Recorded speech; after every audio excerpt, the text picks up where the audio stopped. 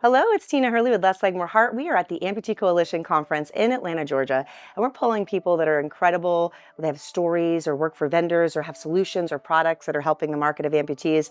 And I happened to run into this fella who's got the wildest story and also is representing OSER, which is an amazing manufacturing line of prosthetics. So I wanted to introduce you guys to the one and the only. Would you like to share your name, where you're from, and what you do? Yep. So my name is Jason Koger. I'm from Owensboro, Kentucky. And now I do a little bit of everything, really. When I'm home, me and my dad do a lot of rental property. I've done a lot of acting. I've done some motivational speaking.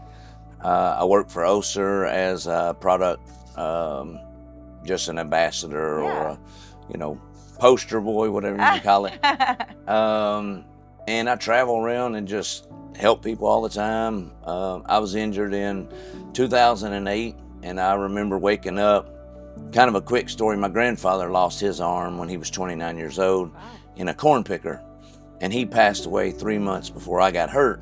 So I had never seen an upper limb amputee in my life, except for my grandfather. Right. And so when I woke up and found out that I had lost both my arms, I thought my grandfather was the first person in the world as an amputee, and I was the second. Yeah. And I told my wife, I was like, if I ever run into another person that's missing a limb, I'm gonna be there for them. Make sure they don't feel like they're that's the only right. one. And I've always wanted to share my story and get my story very well known for a brand new amputee that comes into the hospital, that they could reach out and say, hey, I know somebody else. And I feel like I've done a pretty good job doing that. Yeah, speaking of, so would you share with them how you lost your limbs? What was the accident that happened? So March 1st, 2008, I was riding a four-wheeler around my grandfather's farm. I actually got hurt on the same farm my grandfather got hurt on, but I ran into a down power line. It took 7,200 volts of electricity. That was March 1st, 2008. I was life flighted to Nashville, Tennessee, to Vanderbilt Hospital. I was only in the hospital for 12 days. I had a 21-month-old little girl at home and a 3-month-old little girl at home. As a dad, I wanted to hurry up and get back home. So I asked what I had to do in order to go home, and I was released from the hospital in 12 days, and I went home. My dad was a drill sergeant in the Army, so like growing up, there was never you cannot do something, you have to do it.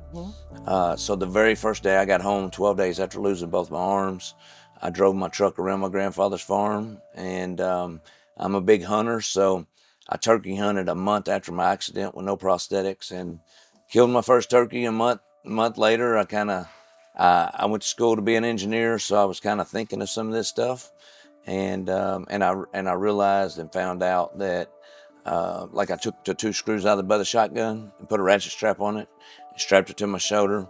I had a tripod on the front with a radiator hose clamp and a string from the trigger to my mouth. That's how I killed my first turkey. Oh my goodness, it's so good that you have a builder brain with the condition you ended up having. And I was gonna make a silly remark, and I think we both will take it lightly, is that this isn't the kind of inheritance you were looking for from your granddad. No, not at all, no. So anyway, you were mentioning some of this acting and poster boy stuff, and you told me something in the hallway that almost knocked me over. Tell the folks a little bit about the things that you've done and who you've worked on the set with, because this is wild. Yeah. So when I first became an amputee, I started Googling stuff about prosthetics. And I found out about, then it was called Touch Bionics, which is now OSER. Okay. But it was the multi-articulating bionic hand. And when I first seen it, I was like, man, I want that. So I went to a prosthetist, asked about the hand, and he told me that I would never get it because insurance would say no. And I was like, well, let's try. And he was right, I got denied. And then I started fighting for insurance. And I fought so much, I had people write letters. And I think what really got it at the end of the day was I had a 21-month-old and a 3-month-old little girl home. And I told them, I said, look, I don't know what I'll ever be able to do with prosthetics. I don't know what's possible. But I said, I have to be able, and I should be allowed to hold my kid's hand to walk across the street. Like, if that's the only thing I can do, like, it's worth that. That's heartbreaking. And I even told him, I was like, in the hospital, I still in my mind was like, my grandfather's the only one that's ever been an upper limb amputee, and I can't ask questions. So I didn't care about anything like, am I gonna be able to feed myself? Am I gonna be able to dress myself? Like I told the doctors, I said, all I want to be able to do is hold my kids again. That's all I care about. So when I reached that first go, then I knew that even though how easy it sounds, it's like, yeah, everything else is going to be like a positive, right? No matter what I do in my life, it's going to be more than what I thought I would ever do, because I did what I wanted to do, which was hold my kids. That's all I cared about. Oh my gosh. So I eventually got okayed with insurance, and I became the first person in the world with 2 bionic hands. Wow. Just because my insurance said yes, and that was it. I fought for it. And so where I'm from in Owensboro, Kentucky, it's a small town. I was in the newspaper every single day, I think, or news or newspaper. And I did a segment one time on our local news that CNN picked up on. So I ended up being on CNN that day, all day long. It was just like a repeat. Mm-hmm. And it's like right after I got off CNN that one time, my phone started, or Facebook, or however people were finding me, they were finding me. And they were like prosthetics, OTs, amputees. And it was like, it opened up this door of, holy crap, there is people out there like me, you know? And then it was got, you know, like people were, how do you do what you do? Like, and on this segment, you know, I'm doing whatever, using my phone or eating or whatever. And everybody's like, how do you do that? And it kind of opened this door to me wanting to teach people how to use prosthetics.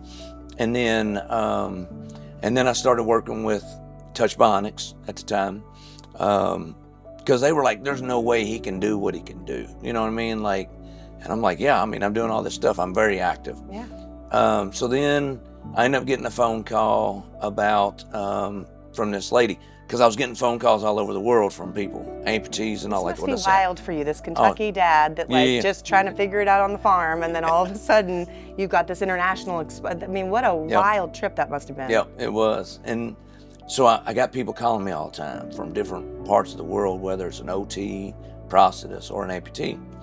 So this lady calls me and she's like, hey, I want to talk to you about your hands. And I was like, okay. She was like, I'm from Hawaii. I was like, awesome. And I was like, what do you want to know? And she was like, can you write your name? I was like, yeah. And then it was like, can you hold a coffee cup? I said, yeah. Can you hold a gun? I was like, yeah. But like, these are weird questions. Right, very random. Where are you going with this, right? So I was like, are you an OT? No. Are you a prosthetist? No. Are you an amputee? No. And I'm like, what are you? And why are you interested in me? And she was like, I can't tell you right now, but can we do a Zoom call tomorrow? Which I've never done Zoom in my life, right? So the next day I get on this Zoom call and there's a room full of people, and she asked me the same questions, and I was kind of set up to show them how I hold a gun and write my name. And so as soon as I did these few things, a guy gets in front of me, Peter Linkoff was his name, and he said, hey, Jason, my name's Peter Linkoff, and I'm the senior producer for Hawaii 5-0. And he said, we did an episode called the Hookman episode in the 70s of a guy that had 2 hooks, and we want to make that episode with a guy that has 2 bionic hands. You're the only dude in the world, which they found me through CNN. Wow. And they were like, you're the only one in the world that can do this for us, so can we talk? And I was like, yeah. So immediately I got hired to do an episode on Hawaii 5-0. And it turned out to me being, I'm not an actor. So like, I don't know what you want me to do. And they were like, it don't matter, you don't have to be an actor. We have an actor that's going to be the face. You're just going to be the hands. So it was going to be there 3 days, no big deal. They flew me to Honolulu. I went on set. I've never been around an actor or anybody really famous before, but I treat everybody the same. So I wasn't like nervous or whatever. I wasn't like starstruck, nothing. And I get on set and there's a guy laying on the ground, and they said, that's the guy that's going to be the amputee in the show. And they said, it's Peter Weller. Well, at the time I was like, who's Peter Weller? They were like, that's RoboCop from the 80s. I was like, cool. They were like, what do you want me to do? And they said, I need you to get on him, put your arms underneath his armpits. You pull the trigger, because I was a bad guy. I killed a bunch of people and they couldn't find fingerprints, was what it was.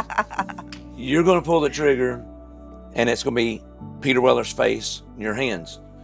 So I was like, so how do you want me to do that? And they were like, well, just go lay on top of him and put your arms underneath his armpits. So I go over and I lay on top, so I'm spooning RoboCop. at this time, and I get to laughing. I get to laughing, and I'm like, he looks over at me, he goes, "Boy, what are you laughing about?" I said, "Dude, I'm from Kentucky, Yeah, and you're the right. first guy I ever laid on top of." And maybe it wouldn't be so awkward if I got to meet you first, but I don't even know you, you know? And so those 3 days turned into 2.5 weeks of me building sniper rifles and doing things that they didn't think I could do. And at the end of it, Peter Weller called me, I don't know, like right before the show come out. And he was like, "Hey, did you know there's a new bionic hand out from Touch Bionics?" And I said, "Yeah, but man, my insurance is not gonna say, I mean, they're expensive. They're not gonna say yes." And he was like, "Well, I called Touch Bionics on my own, and I told them that if they wanted their name mentioned on Hawaii 5-0, they were to send you the newest hands." So I became the first person for the second time. And then that opened up doors for me to work for Touch Bionics, to be their poster boy, which went into Oser when they were bought out. I'm considered one of the best upper limb prosthetic users in the world now, and I'll tell you something cool about the Hawaii 5-0 deal. Wait, everything's been cool so far. Well, Peter Weller called me one time, and I want people to understand that it doesn't matter how much money you got, how famous you are, like you can change somebody's life, right, in a positive way, no matter who you are. And Peter Weller called me one day, and he said, "Hey, I want to come to Owensboro, Kentucky." And I was like, "Why do you want to come to Owensboro?" And he said, "You're the most inspiring person I spent a week with. And I want to put myself in that situation. I want to put myself around the people that you put yourself around." Wow. Like, that's what I want in my life. So he flew to my hometown, and I have a son now, and he was born after my accident.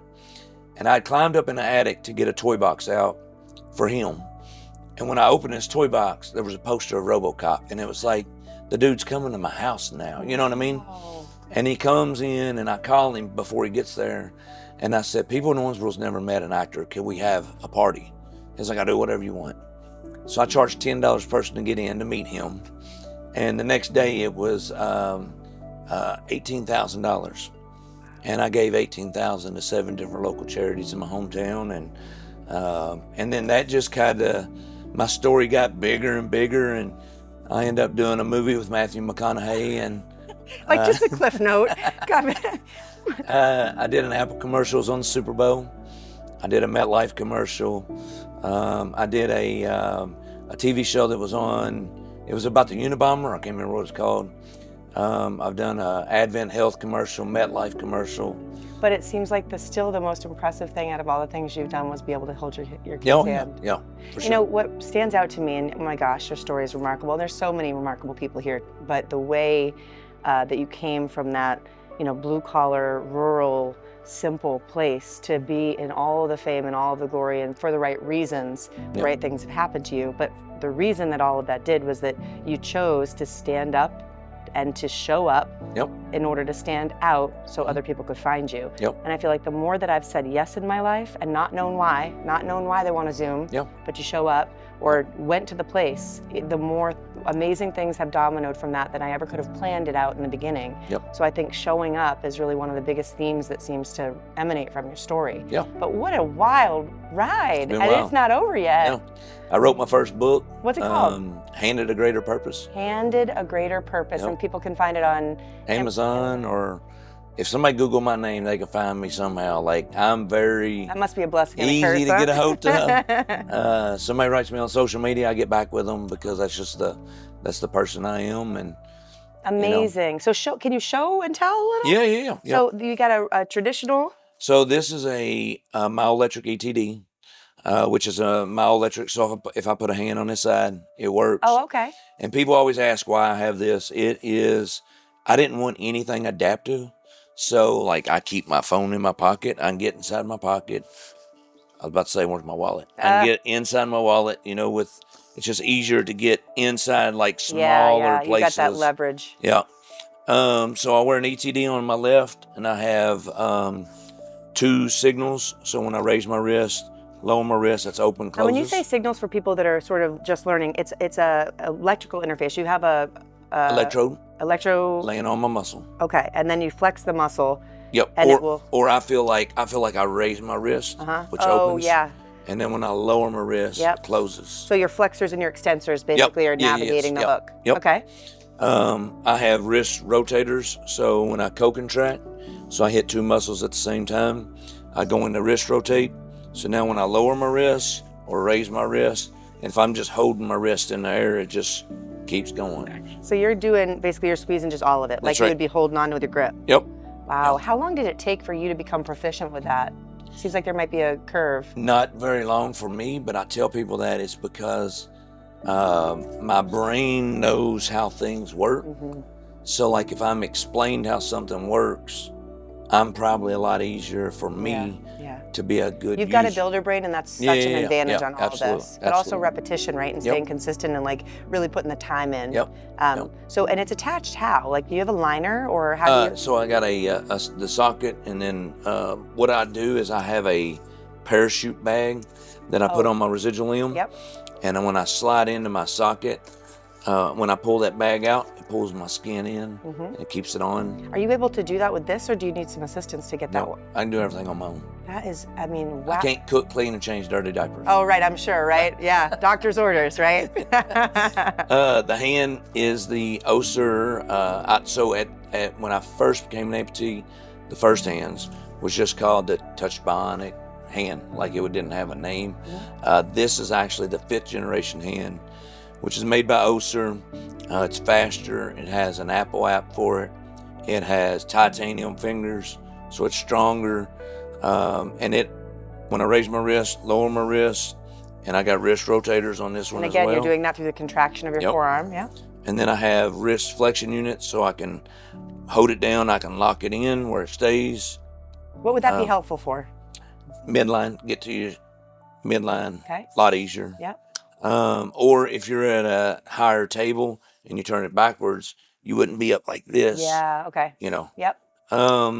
And these are your kids' names on your bracelets? So that actually is something from the AC. Oh, yeah, I see it. Okay. But these are pictures of my kids. Oh my goodness, they're on your socket. Yeah, on both of them. We got a cheerleader. Yep. We got a... Well, that was racing motorcycles, but they're older now, so... What a beautiful family. I'm getting new sockets made in 2 weeks. I know, so they're growing like weeds. You got to keep up, right? Yep. That's pretty cool. And then is there any, and is this a parachute as well? The way you get this one on? Okay. Is there any issue or any kind of difference in the way that you prepare your limb skin in that kind of a bionic setup than a like a below the knee? Nope. So like, just typical stuff, you wash it, you rinse it, you hydrate it, that kind of thing. Yep. Okay. Wow. Yep. But this hand also has an Apple app.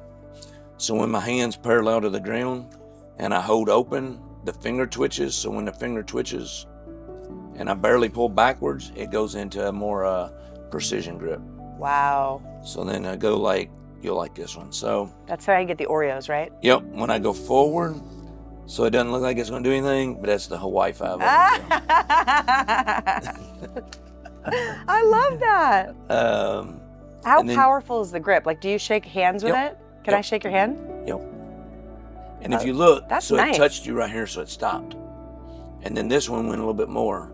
Can you see how it? Yeah, it curled under. It just forms to. It's perfect. Whatever. That's a nice hand grip. Yep. Wow.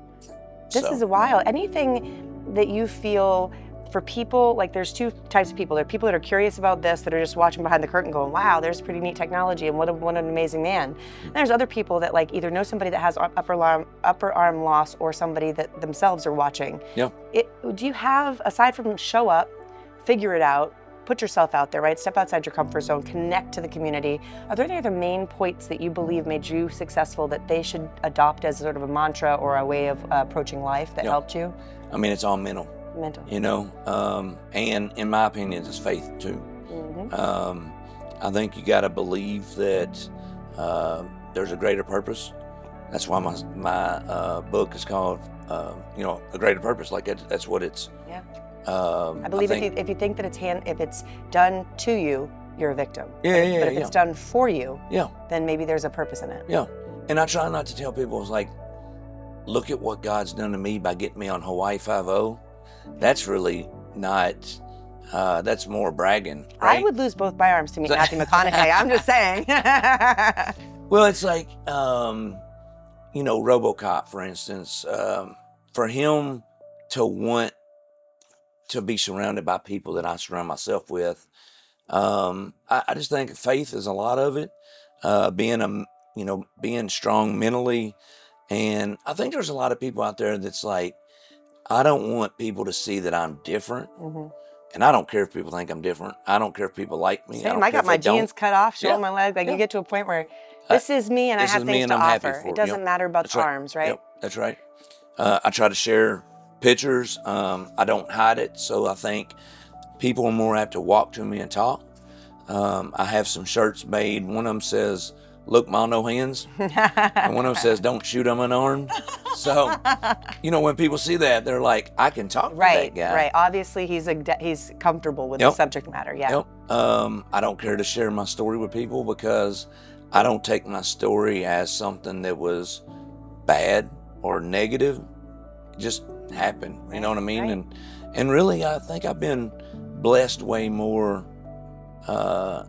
through my accident than I was without, right? It's funny you say that. Like, that's the reason that my organization, Less Like More Heart, was named this. Mm-hmm. Because I had 3 serial amputations higher and higher of my limb after 10 failed surgeries. But the more they took from me, the more I gained. Truly, like of all the things that really matter, right? Like the connection and the gratitude and the faith and all the things. So, it's wild because you submerge yourself in an environment like this with hundreds of different amputees, and the commonality in most of us here that are thriving is just that. Yeah. I'm me. This is part of it, but not defining me. Yeah. And I'm all right with it. So you better be. Mm-hmm. That kind of like unapologetic sense of self and love is really, I think, part of the secret sauce of success. Absolutely. Yeah. 100%. Well, I'm so grateful to have met you and to have shared your story. You are remarkable. Of course, you're inspiring, but more than that, the genuine nature of your heart and your soul is something that I'm just like